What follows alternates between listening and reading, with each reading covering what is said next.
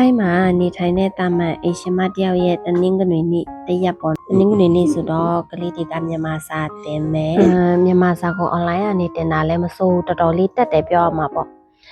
ဒါလေးကကျမမွေးနေ့တုန်းကတငယ်ချင်းကလက်ဆောင်ဝယ်ပေးလိုက်တဲ့စိန်နကတ်လေး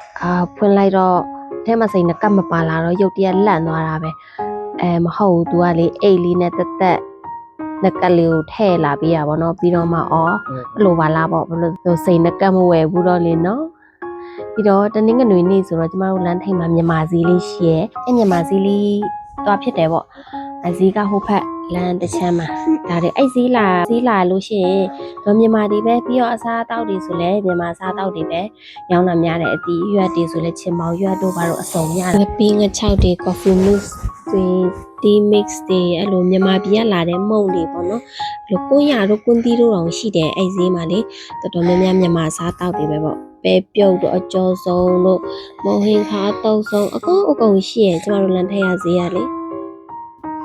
ကျမလေးအမဈေးထိတ်မှာဆိုင်ကယ်ရက်ပြီးတော့ဆိုင်ကယ်တော့ကလောက်တည်းထည့်ပြီးတော့မိကြံခဲ့ရတော်သေးရဲ့ဘာမှမဖြစ်တာအဲ့မှာဝယ်လာခဲ့တဲ့ဟာတွေပေါ့တပတ်စာတော့ကျမတို့အဲ့လိုဝယ်ထားတာပေါ့နော်တော်တော်များများဒီနိုင်ငံမှာအလုပ်လာလုပ်တဲ့လူတွေအဲ့လိုတပတ်စာပဲဝယ်ထားကြတယ်ထိုင်းတွေပဲသူကတော့မချက်စားဖြစ်ဘူးနဲ့တူပါတယ်ဒါကတော့ကျမတို့တနင်္ဂနွေနေ့ညဆိုတော့အမျိုးတွေနဲ့စုပြီးမုံစားကြတာပေါ့နော်အလုံးမဲ့တတာပါ